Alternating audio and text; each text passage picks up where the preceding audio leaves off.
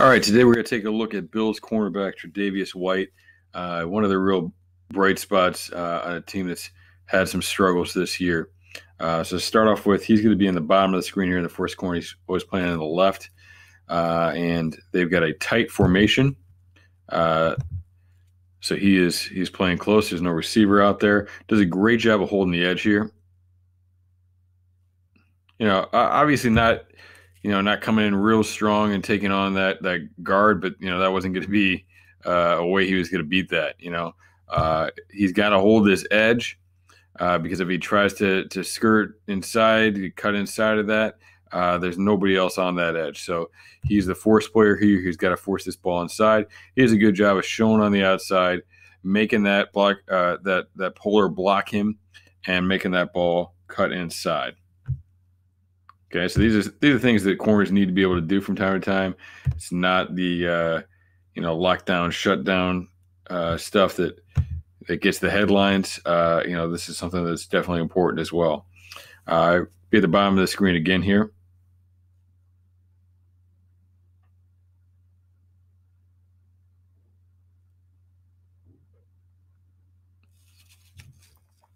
All right, so he's good with the first cut and he makes a nice little break, but then he just he's kind of bailing out.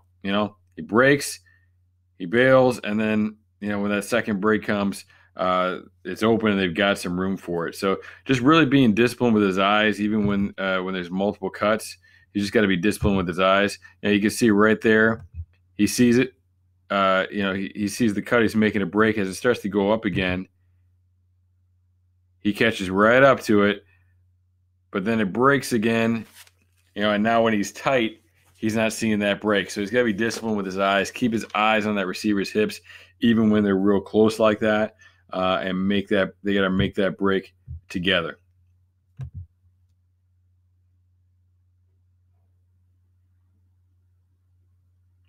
All right, bottom of the screen here again. Now we get a receiver extended out here a little bit farther. True number one. Nice and patient right at the beginning there. All right, stays on top and inside of the route. That's where he wants to be on this. Look, I mean, this is cover one, and you have inside help on cover one. But where's that help? How far away is that help? That's a big factor in things. And when you're down here on the goal line, I mean, this guy ain't doing anything for you. So if he tries to play that on the edge and they dart one in here, it's going to be easily completed. It doesn't matter who the quarterback is. So you definitely want to play inside, favor the inside. That's going to be the easier, quicker pass for the quarterback.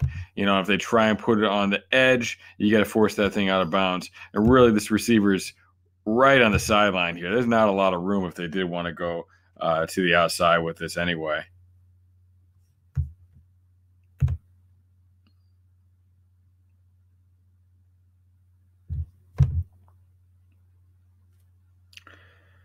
All right. White gets a little bit grabby from time to time. We're going to see that here as we take a look at him here in the bottom.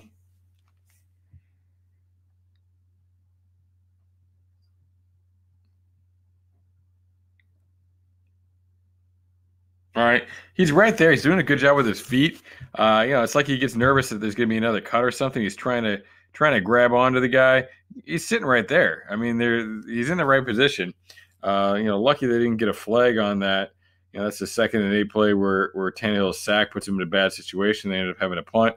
If they see what he's doing there, it's going to be a flag. It's going to be, it's going to be a different situation there. So, really got to watch that stuff right there, especially because he didn't need to do it. It's one thing if you're getting burned and you're trying to prevent a touchdown, but he was right there. There was absolutely no need for that. All right, actually, we're going to go into the second quarter now.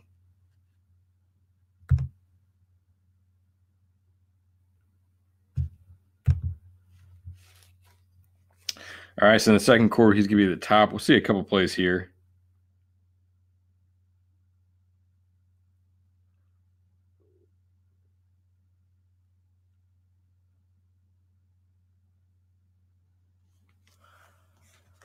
All right, so this is really interesting. I think people talk about double coverage all the time, and most of the time people are playing zone. But you do see some double coverage, and really there's different ways to run it. Who's playing inside? Who's playing outside? Who's playing over? Who's playing under?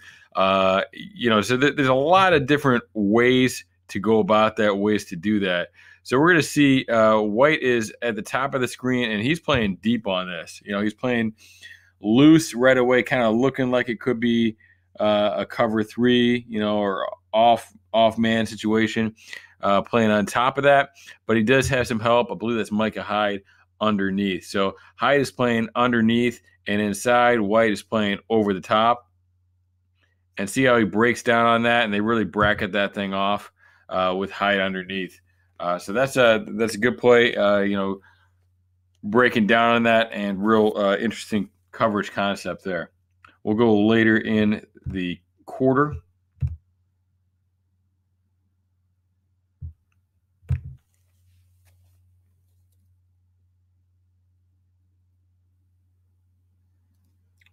All right, top of the screen.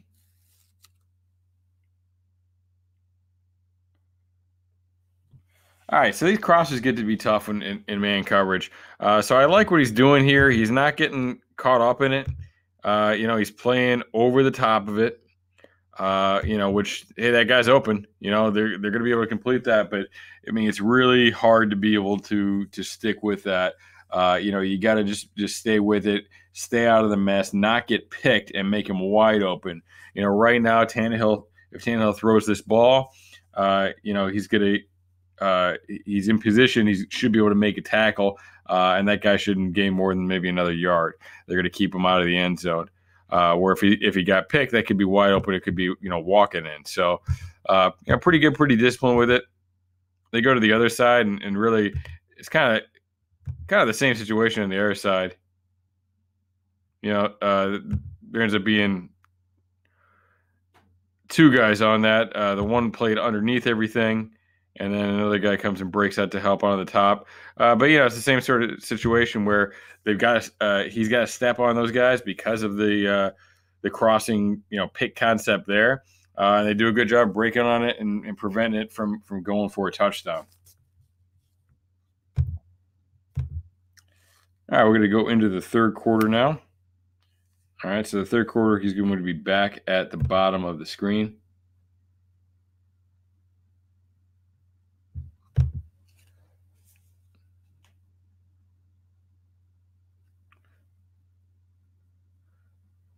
All right, now he doesn't really look ready. He's kind of moving around, which generally that's good, but you want to make sure you're in position. Right away it's like he's not in really a great stance, and we see him break here.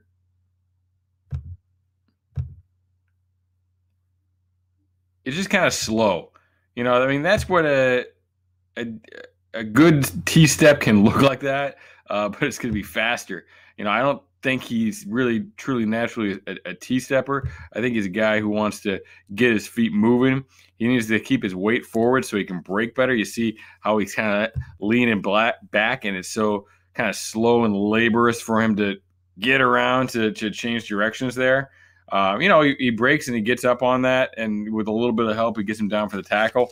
I just think it's a slow transition, and he can help himself out with better body position. Some guys can do it like that. I don't think he's that guy, to be honest with you. And that doesn't mean he can't be a top level corner in the NFL. He's going to have to do it a little bit differently than some other guys. All right, bottom of the screen.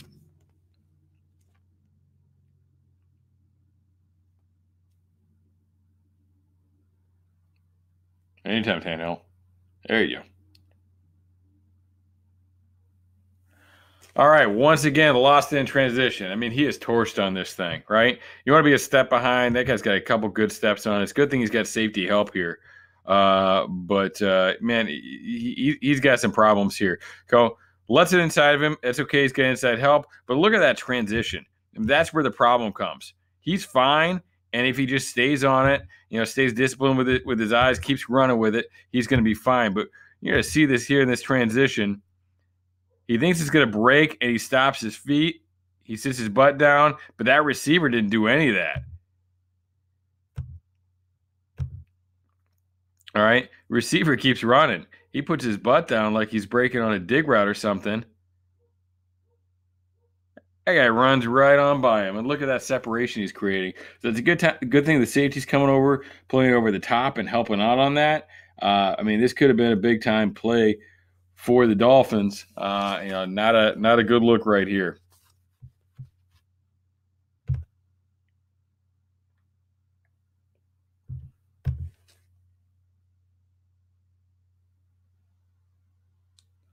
All right, bottom of the screen. We're going to look at one more run here, just because of what it is and what it shows. You see the receiver comes in. Now the receiver's coming in and he's crack blocking. So really important, right away he's not tight. Like in the previous run play we saw where he was tight, there was no extended receivers. So it kind of made him more of a run player. Here he's not. But after the snap, he becomes that because this receiver cracks. It's something called crack replace. As that receiver cracks down, he's got to replace and become that edge player. And he does a good job of filling it. He dives at the ankles. Don't love the tackle form on that. But he slows the guy down enough that better tacklers can come in and finish the job for him.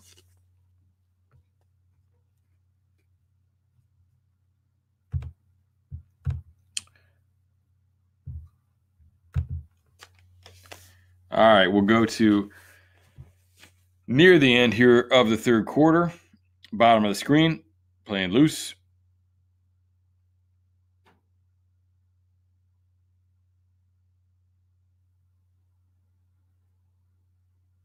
All right, so that's much better with his feet. All right, right away compared to what we were talking about previously. He's in good position. He's in a spot where he can break on that if he needs to. Now he's transitioning as he realizes it's going to be deep. Sees the little cut. And now we have a problem again because he's trying to break on that. If he could stay in that back pedal a little bit longer, be a little bit more disciplined with that, or break at a deeper angle, be on top of that to create a situation where the receiver is going to run into him on that double move, he's going to put himself in a better situation. Obviously, we got the safety come over the top, getting the pick on this. So all's well that ends well, I guess. But not a good look here. He has problems with these quick cuts and receivers. There are definitely some receivers in the league that can give him a lot of trouble with this stuff, despite the things that he does very well. Part of a real good class of defensive backs last year, doing some really good things.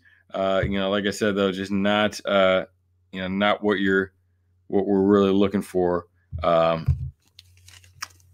In how he plays those breaks, can be really undisciplined in that, doesn't have good eye discipline, breaks in the wrong spot, and can get burned on that stuff. So now we're going to look up at the top of the screen. We're in the fourth quarter now. So it'll be the last play we actually look at. Top of the screen. All right, so that's not a bad little break. Okay, he's got the quick out route here. I like the angle he's taken. It seems like it's a little wide, but Tannehill kind of puts the ball not quite as in front of that guy as you expect. I mean, you can see how the receiver's coming back to it a little bit. When he sees that break, he's taking the right angle to make the hit right as the ball's getting there. The ball just doesn't go quite where it's supposed to go. All right, so if you like what you're hearing here, I do this every week. So keep on coming back. Check out these videos.